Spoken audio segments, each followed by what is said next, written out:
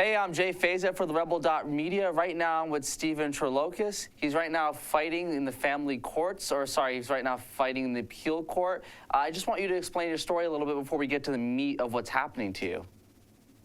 Well, I'm the parent of 2 school-aged children, and I asked my school board for a very simple thing. I wanted them to tell me in advance when they would be exposing my children to materials that would conflict with my faith.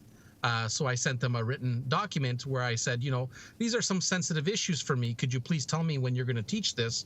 Because I might want to withdraw my children because it's a requirement of my faith that they have to not participate in, what really amounts to indoctrination. And you're specifically talking about Kathleen Wood's sex ed agenda? No, I wish we could localize it I wish we could localize it just to that, but unfortunately, they're basically required to, promote certain lifestyles which conflict with my faith, not just in sex education, but throughout the curriculum. Mm-hmm. And so it is sex ed, but it's not limited to sex ed. So it's not limited to sex ed. It's not limited to Kathleen Wood's agenda. Is it limited? Is also like gender identity? Her agenda has metastasized throughout the curriculum. It's not just sex ed.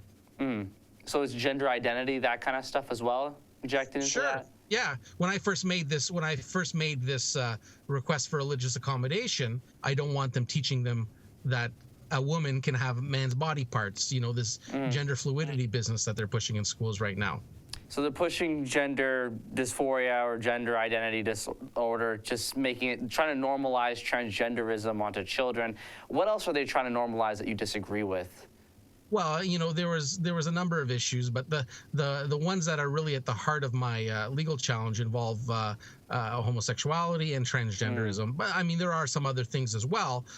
Some of your viewers might find it absurd that they're doing environmental worship in schools, but they are. I've heard of examples where students get exposed to environmentalism in a way which is just ridiculous, really. And what do you mean by environmental worship? I'm not really quite understanding.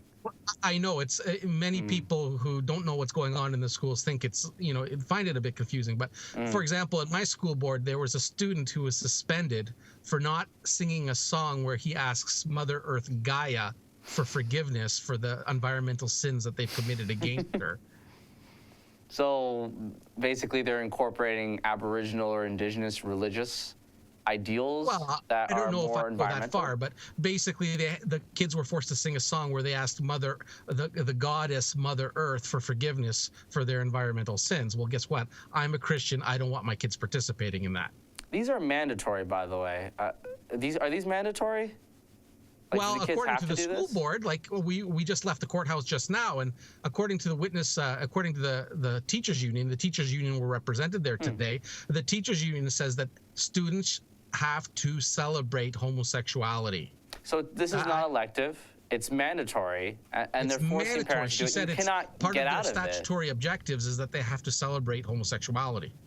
You can't get out of it. And just a question, how young are they teaching these children, these things? You said 4 years old, you asked to get out of that. They're required to do it throughout their school years. So today, in the courtroom, the union for the school board, the lawyer for the teachers union, stood up and said, these students have to celebrate homosexuality.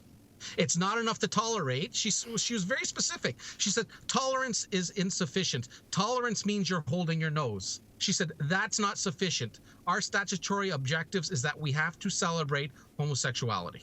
And if you're a parent who doesn't want to embrace homosexuality, who doesn't want to embrace transgenderism, you cannot opt out to it. And that's the problem. A lot of people actually can't homeschool their children, Sir, so you can't opt out to it. Sir, forgive me for interrupting you. It's worse than that. They won't even tell you when they're going to do it. Oh my God.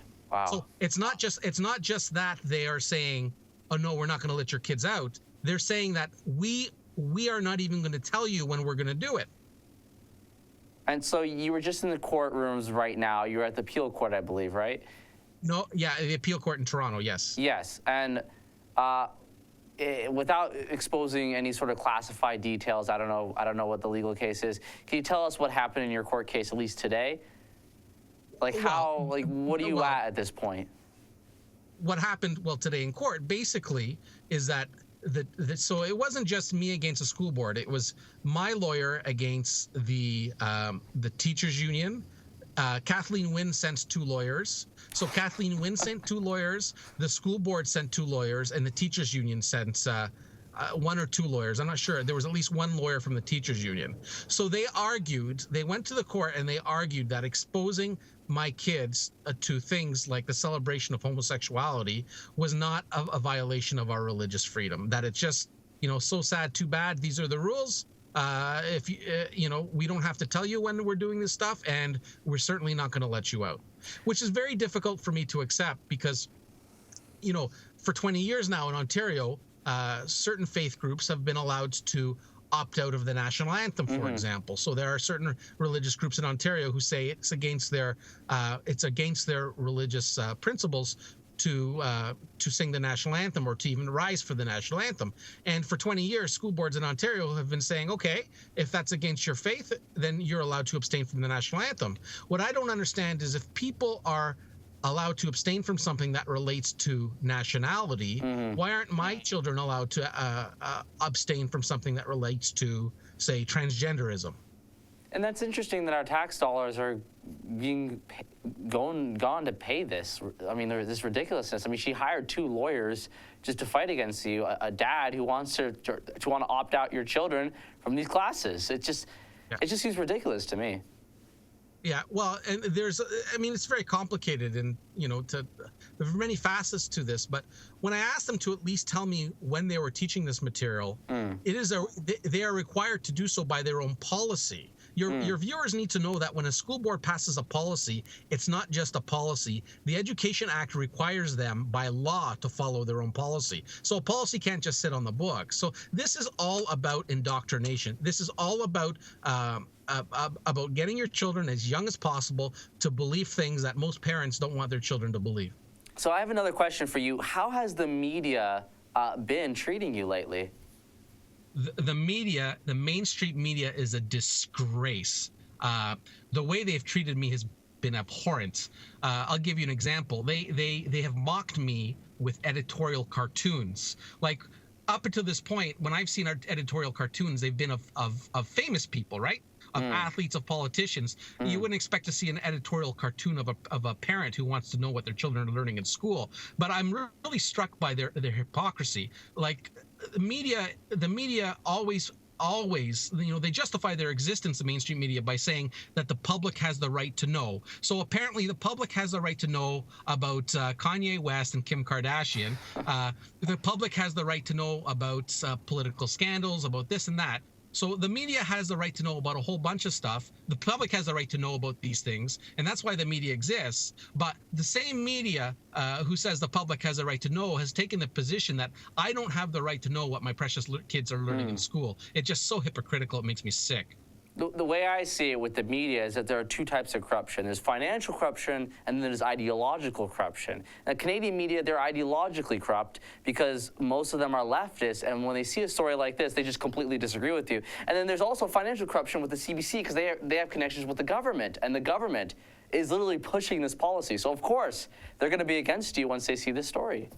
Well, they accused me of being a part of a right-wing conspiracy. So when I asked, which is absurd if you think about it, just because I want to know what my kids are learning in school, they accused me of being a part of a massive right-wing conspiracy. I wish I was a part of a massive right-wing conspiracy because those apparent right-wing conspiracies are well-funded, and I don't even have the money to pay my own lawyer. So I wish this was a massive right-wing conspiracy. All right. I mean, good luck in your court case and any further trials that you will have to struggle with. And we support you. We Rebel.media, we support you. We support parental rights. And what Kathleen Wynne is doing, what the Ontario School Board and the curriculum is doing, it's a horror show, really. Our fan base disagrees with it. If you want to donate to his trial so we can get him up to speed, to get some lawyers paid up, to get some fundraising, please check out the website down below. We have it in the link down below. You could plug in the website if you'd like. So yeah, please donate to his website and try to get more information on that. Is there anything else you want to say? No, I just want to thank you for your interest in my case. Thank you very much, Mr. Tourloukis, and good luck in your future endeavors. I'm Jay Feza from the Rebel.media.